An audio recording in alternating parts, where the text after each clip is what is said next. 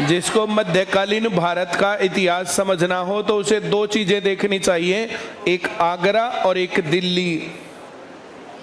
दिल्ली भी कई बार बसी, कई बार उजड़ी। दिल्ली सबसे पहले पांडवों ने बसाई थी, इस बात का पता है तुम्हें? दिल्ली का नाम था खंडवप्रस्थ, फिर उन्होंने बसाया इंद्रप्रस्थ। मैंने जो बोला समझ में आया?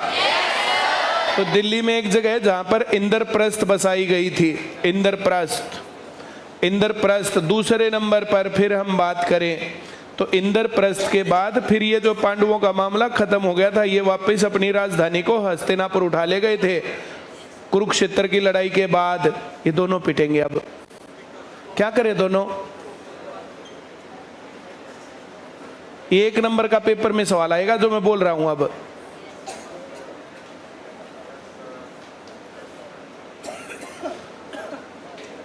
फिर उसके बाद दिल्ली बसाई थी अनंगपाल तोमर ने। किसने? कब? 712 ईस्वी में। कब? क्या नाम रखा? अनंगपाल तोमर तो राजा था दिल्ली का। क्या नाम रखा? दिल्ली का।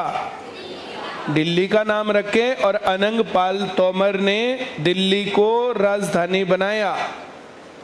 आजकल वहां पर है किला राय पिथौरा, जो पांडवों ने बसाया था इंद्रप्रस्थ। वो पुराना किला है, उसके आगे चिड़ियाघर है, उससे आगे थोड़ा सा एरिया है, तो वहां पर इंद्रप्रस्थ हुआ करता था। अब वहां पर उनके अवशेष भी नहीं बचे हुए हैं। अब वहां पर पूरा का पूरा प्लेन बना करके लोग रहते हैं।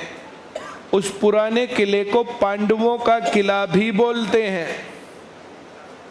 उसको शेरशाह सूरी ने दोबारा से बनवाया था।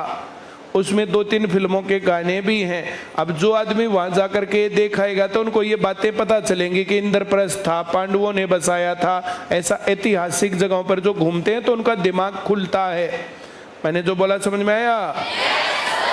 Very good. इससे आगे बढ़ते हैं तो दिल्ली का बसाई थी अनंगपाल तोमर ने। अब वहां पर है किला राय पिथौरा। क्या? वहां पर आखिरी राजा कौन था? पृथ्वीराज चौहान।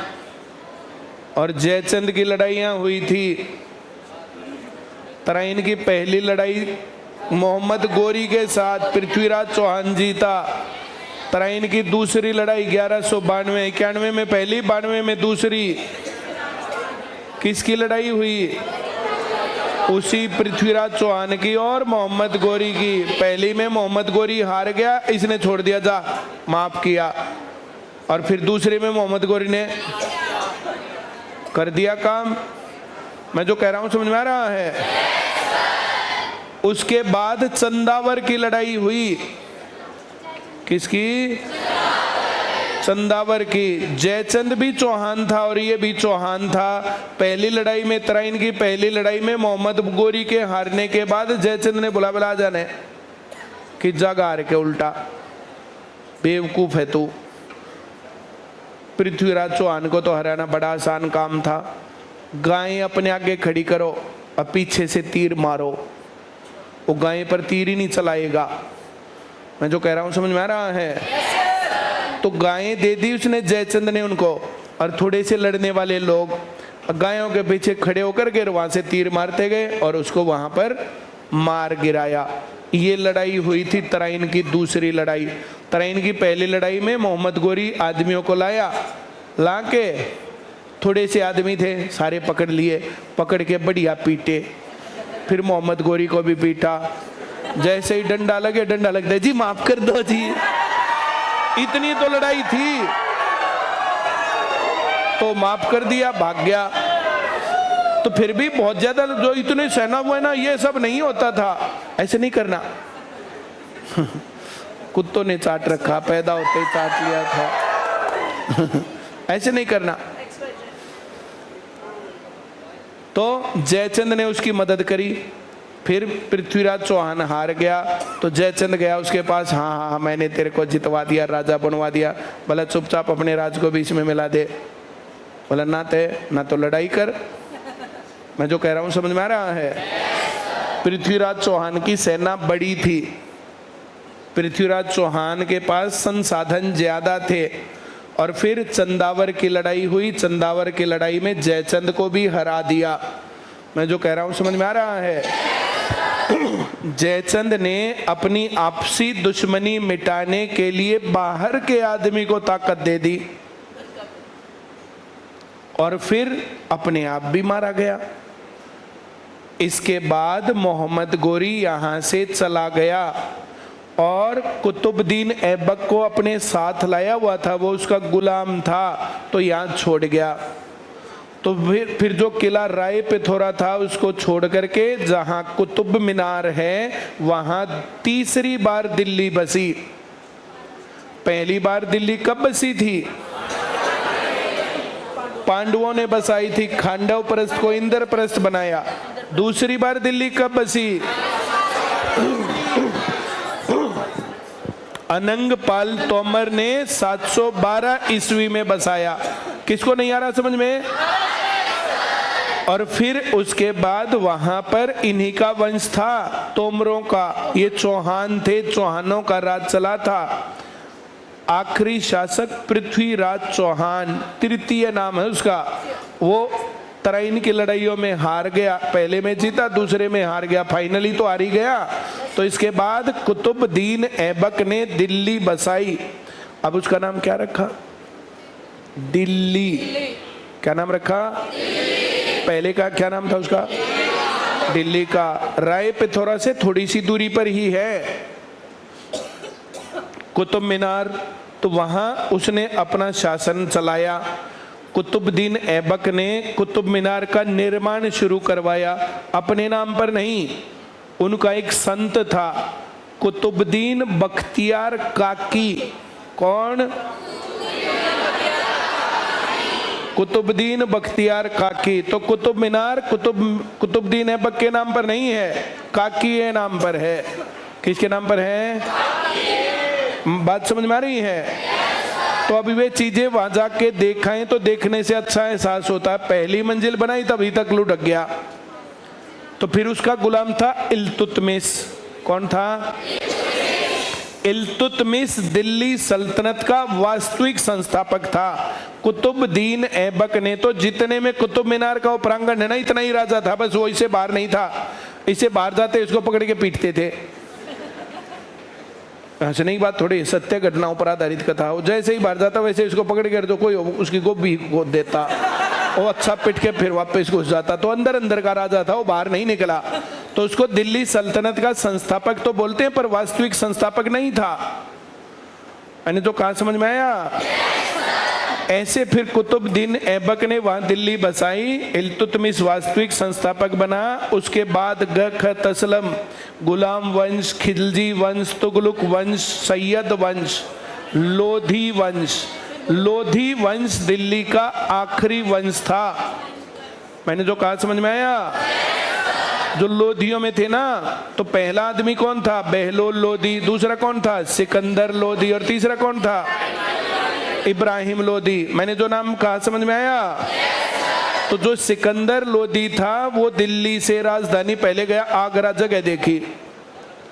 उत्तर से आक्रमण का खतरा था, दिल्ली पर आक्रमण करना आसान था, तो यहां से अपने राज को उठा के वहां ले गया। पहले आगरा शहर बचाया 1504 में, और फिर 1506 में वहां राजधानी बनाई। फिर दिल्ली में राजधानी नहीं रही। अब दिल्ली में जहां पर कुतुबुद्दीन ऐबक ने कहा था, तो वहां के बाद फिर अगलों ने वहीं राज नहीं चलाया। तुगलकों ने बसाया था दिल्ली में किला तुगलकाबाद। सैयदों ने बसाया था जहां पर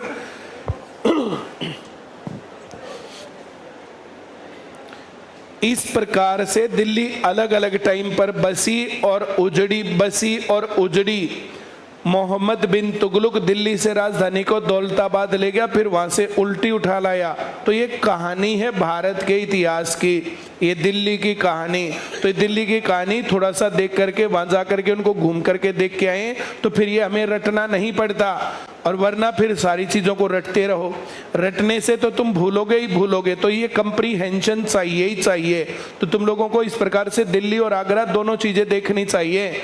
आगरा में फिर वहां पर इब्राहिम लोदी आखिरी शासक था, उसके बाद वहां पर आए मुगल। कौन आए? पहला मुगल शासक कौन था? बाबर। बाबर ने 4 साल राज किया और 4 ही लड़ाई लड़ी, बेचारा लड़ता लड़ता मर गया। बाबर कुछ ज्यादा नहीं कर पाया। पहली लड़ाई पानीपत की हुई थी इब्राहिम लोदी के साथ, इब्राहिम लोदी पानीपत की लड़ाई में हार गया, बाबर जीत गया। फिर खानवा की लड़ाई, फिर चंदेरी की लड़ाई, फिर घाघरा की खाच घा, फिर चौक, चौसा और कन्नौज 2 लड़ाइयां और लड़ी हुमायूं ने। बाबर का बेटा कौन था? हुमायूं। तो चौक, चौसा और कन्नौज शेरशाह सूरी के साथ 2 लड़ाइयां हारा, फिर यहां से भाग गया। शेरशाह सूरी ने राज किया, 5 साल बाद ही शेरशाह सूरी मर गया। 10 साल तक उसके बेटे कभी पोते कभी कोई राज रहा। फिर हुमायूं को पता चल गया कि भारत में सल्तनत अब फिर बढ़िया नहीं है, तो वापस से आया और 1555 में दोबारा से लड़ाई लड़ी। 1555 में फिर जीत गया। जीतने के बाद दोबारा से मुगल वंश की स्थापना हुई। तो इसमें ब्रेक है, जैसे फिल्म में ऐड आ जाते हैं ना, तो ऐसे ही मुगल राज में भी ब्रेक है। पहले बाबर, फिर हुमायूं, 1540 तक, 1526 में बना। तो ये आगरा में हो रही थी कहानी। उसके बाद 1555 में आया, 56 में लुढ़क गया। तो 56 में अकबर राजा बना, 1605 तक चला। अब अकबर का मकबरा वहां पर है, सिकंदरा का मकबरा, देख के आना चाहिए। वास्तुकला का बेजोड़ संगम है वहां पर। उसका कॉरिडोर बनाया हुआ है, कॉरिडोर में एक जगह ऐसी है, वहां से ऐसे कोई ताली बजाएगा तो पूरे इसमें इतनी तेज गूंजेगी कि जैसे जो है सबको पता चल जाएगा सिर्फ उस ताली से।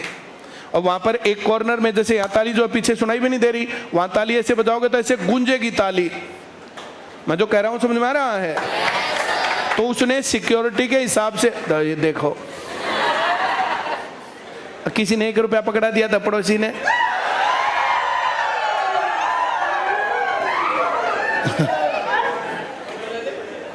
कमाल के आदमी, इनको पता ही नहीं क्या करना चाहिए क्या नहीं करना चाहिए। बहुत अच्छे। तो अकबर ने वहां लाल किला बनवाया था और लाल किले में वहां से राज चलाते थे। अकबर का बेटा कौन था? जहांगीर। क्या नाम था? जहांगीर की अपनी कहानी है। अब ये पूरी हिस्ट्री में हिस्ट्री पढ़ा नहीं रहा, वरना हिस्ट्री पढ़ाएं तो। अब दिल्ली राजधानी कब कहाँ गई, कब कहाँ नहीं गई, एक पेपर में सवाल राजधानी पर आता हमेशा। एक पेपर में सवाल हमेशा मुगल वंश पर आता है, एक पेपर में सवाल हमेशा सिक्कों पर आता है। जब मैं पढ़ाता था हिस्ट्री तो इतने पे आता था मामला। अब थोड़ा कंपटीशन बढ़ गया, एक ही टाइप के बहुत पेपर बनने लगे, फिर तो सारे वे ही सवाल आएंगे। तो इसलिए थोड़ा सा ज्यादा डीप और डेप्थ आ गई है। लेकिन एक टोटल अंडरस्टैंडिंग इस तरीके से बनाई जानी चाहिए, तब बात बनती है। मैंने जो कहा समझ में आया? अकबर महान आदमी था। अकबर जो वहां से लाल किला बसाया, बड़ा मजा नहीं आ रहा, फतेहपुर सीकरी जा बसाया। वहां जाकर के देखा पानी तो है ही नहीं। फतेहपुर सीकरी बसा तो लिया पर पानी नहीं था, उल्टा भाग गया लाल किले में। और क्या करता? फिर जहांगीर राजा बना। जहांगीर को बड़ी मन्नतों से मांगा था। पूरी कहानी सुनानी हो तो जहांगीर की। हाँ सुनाओ सर। हिस्ट्री जब मैडम पढ़ाएंगे तब सुनाएंगी। बोला सुना दो सर, मेरा काम नंबर सिस्टम पढ़ाना है, हिस्ट्री पढ़ाना है। वाह जी वाह, सही आदमी है। इस तरीके से इतिहास को रटना नहीं होता, समझना होता है। इतिहास का भारत में क्या योगदान है। तो सिकंदरा के मकबरे के ऊपर जाकर के वहां पर सिक्योरिटी के लिए इतने जो पैसे लगाए जाते हैं, लगने की जरूरत ही नहीं थी।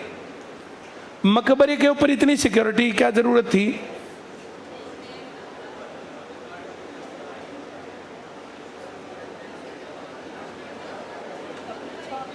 वहां अकबर को उसके बेटे जहांगीर ने 6 साल तक नजरबंद रखा था। अकबर को, राजा को नजरबंद कर दिया। जहांगीर तो राजा बनने के बाद जहांगीर बना था, उससे पहले सलीम था, और सलीम का अफेयर था अनारकली से।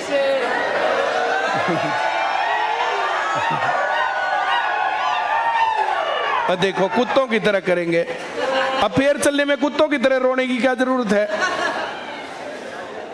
तो सलीम चाहता था अनारकली से शादी हो जाए, अनारकली भी चाहती थी शादी हो जाए। राजा अकबर नहीं चाहता था, नाचने गाने वाले की लड़की थी, कि राजा का बेटा अगर नाचने गाने वाले की लड़की से शादी करेगा तो मामला गड़बड़ हो जाएगा। मैं जो कह रहा हूं समझ में आ रहा है? अब वो मान ही नहीं रहा था। अनारकली का क्या हुआ किसी को नहीं पता, वो दीवार में चलवा दिया, क्या किया क्या नहीं किया है? दीवार में नहीं चुनवाई थी, किसी को भी पता नहीं है। दीवार में से वो सलीम निकलवा लेता।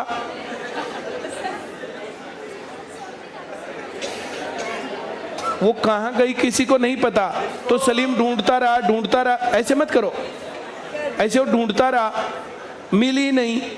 फिर फाइनली अकबर को टॉर्चर करने के लिए, बूढ़ा तो था ही, उसको पकड़ के उसमें कर दिया बंद, कि जब तक तू बताएगा नहीं ना तो देख ले तेरा मैं जो क्या हाल करता हूं। तो उसको 3 दिन में एक बार रोटी देता था, 1 दिन में एक बार 1 गिलास पानी देता था, तो वहां टॉर्चर करता था, और उसके बाहर कोई नहीं आ जाए, ये सीन था, पूरी सिक्योरिटी। अब उसको वहां जाके देखोगे तो तभी तो एहसास होगा ना ये क्या था मामला। पूरा अब भी जो है वहां पर पूरा ग्राउंड पड़ा हुआ है से खाली। तो सिकंदरा का मकबरा, तो अकबर 6 साल तक वहां पर नजरबंद रहा था। अब ऐसी बातें बोलेंगे ना तो आधे आदमी जो है बोला ये गलत बातें फैलाई जा रही है, ये हो रहा। वो तो जो हम लोग वहां गए तो वहां के जो गाइड थे और जो बाकी लोग थे उन्होंने दंत कथाएं चलती रहती हैं। अब जैसे मैंने तुम्हें सिखाया, तुमने किसी और को सिखाया, उसने किसी और को सिखाया, उसने किसी और को सिखाया, तो इस प्रकार से सारी बातें हमें थोड़ी पता है। तो वहां जाकर के तो कोई गाइड था, उस गाइड से हमने पूछा, बोला एक कॉर्नर में यहाँ जो है जैसे वो जो बने हुए चबूतरे से एक कॉर्नर में वहां खड़े होकर के जो है अपनी ऐसे उंगली हिलाओ, जो किसी को सुन रहा है, वहां ऐसे करोगे तो वहां से वहां सुनाई देगा। ये इतना भी, इतनी साउंड सेंसिटिव है। अब उस प्रकार का जो आर्किटेक्चर था, तो आज के टाइम पर वैसा आर्किटेक्चर सब लोगों को क्यों नहीं पढ़ाया जाना चाहिए। और इसी कारण से उन्हीं इमारतों के कारण मुगल काल को स्थापत्य कला का स्वर्ण काल कहलाता है। बड़े बड़े महल बना गए।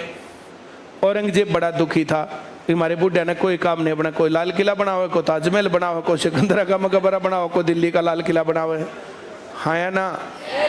तो औरंगजेब ने अपना बात, पिताजी जो शाहजहां था, एक कमरे में नजरबंद कर दिया, बोला बैठा बैठा तू ताजमहल ने देखता रहा और कुछ मत बोल जाना। तो उसे एक कमरे में नजरबंद था, तो वहां पर वो कमरा अब भी है। मैं जो कह रहा हूं समझ में आ रहा है? तो ऐसे ऐतिहासिक दृष्टिकोण से इन चीजों को देखा जाए तो ये एजुकेशनल टूर और ट्रिप्स कहलाते हैं। और ये सब बातें वहां सुनने से फिर हम लोगों को इतिहास का एक ज्ञान और एक बोध होता है। फिर उसके अंदर ये आंकड़े फिट करके इनको याद रखना आसान काम है। अब हिस्ट्री मेरे ख्याल से कई साल बाद मैंने कुछ बातें की होंगी, लेकिन वे बातें जो मैं पढ़ाता था, चूंकि वो सब चीजें मैंने देख रखी है, अब मैं यहाँ बोलता जा रहा हूँ तो मुझे सिकंदरा का मकबरा, फिर वो जगह, फिर वो बातें, और जो ऐसे करना, तो ये सब बातें मुझे याद आती जा रही हैं। इस प्रकार से पढ़ना, तो इसको बोलते हैं कंप्रीहेंशन ऑफ नॉलेज। क्या ये कभी भी जरूरत पड़ेगी तो मैं कभी भी बोल सकता हूं। अब कुछ भूल जाते हैं, कुछ याद रहता, तो याद क्यों रहता? क्योंकि वहां पर जाकर के, तो मैंने आगरा पता नहीं कितनी बार देखा होगा, मैंने दिल्ली पता नहीं कितनी बार देखी होगी, आगरा का लाल किला बहुत बार देखा, दिल्ली का लाल किला तो खैर 2-3 बार ही देखा, अब तो 5-6 बार देख लिया बच्चों के साथ जाकर के, लेकिन तब हमने बहुत देखा ऐसे आगरा व ताजमहल देखना बहुत शानदार चीज है अपने आप में, कि कब बनाया था और आज भी वैसे का वैसा है। पूरी दुनिया के आकर्षण, किसी टाइम पर तुम विदेश में चले गए, बोला अच्छा इंडिया से हो, ताजमहल देखा है? बोला ना ताजमहल तो ना देखा। तुम कैसे इंडियन हो, हम यहाँ से देख के आते, तुम वहीं के वहीं नहीं देखते हो, तो बड़ी बेइज्जती होती है फिर। तो कुछ लोग जो ना विदेशों से आते हैं, आकर के और किसी गाड़ी को या किसी को हायर करते हैं, बोला 5 मिनट में ताजमहल दिखा ला, 5 मिनट में लाल किला दिखा ला, कोई पूछे तो हाँ भाई ताजमहल देखा, हाँ देखा है। ये नाम करने के लिए। मैं जो कह रहा हूं समझ में आ रहा है? अपने देश और अपने कल्चर और अपनी विरासत की अच्छाइयों को बताया नहीं जाता और इतिहास को ऐसे पढ़ाया नहीं जाता। वरना जो मैंने अभी ये क्लास पढ़ाई है, इस क्लास के बाद किसके मन में नहीं आ रहा कि ताजमहल तो देखना ही चाहिए, सिकंदरा का मकबरा तो जरूर ही देखना चाहिए। अब वो जगह कौन सी है जहाँ से ताली बजाते हैं, हर जगह गूंजती है, तो ये बात तो जरूर ही। और आर्किटेक्चर के स्टूडेंट्स को इस तरीके से बताया जाए तो वे वहाँ पर चीज़ें सीखें और घरों और मकानों और इन सब बातों में इस प्रकार से चीज़ें बनाते। अगर आर्किटेक्चर को इतनी बात आती हो तो फिर मुझे यहाँ माइक की क्या जरूरत थी, मैं सीधा ही बोलता और सबको सुनाई देता। मैं जो कह रहा हूँ समझ में आ रहा है या नहीं आ रहा है? आ रहा है। फतेहपुर सीकरी, फतेहपुर सीकरी गर्मियों में ठंडा रहेगा और सर्दियों में गर्म रहेगा। एसी नहीं लगा रखा, ना क्लाइमेट कंट्रोल का कुछ भी लगा रखा। गर्मियों में सर्दी और सर्दियों में गर्मी का एहसास देता है। फतेहपुर सीकरी का जोधा का महल। अब तुम बिल्कुल ठेठ गर्मी में जाना, वहां तुम्हें एसी से भी ज्यादा ठंडी हवा मिलेगी और फ्रेश। और बिल्कुल तुम सर्दी में ठिठुरते हुए जाना, अंदर बिल्कुल तुम्हें गर्म मिलेगा। इसको बोलते हैं आर्किटेक्चर। मैं जो कह रहा हूं समझ में आ रहा है? तो ये स्थापत्य कला का स्वर्ण काल था।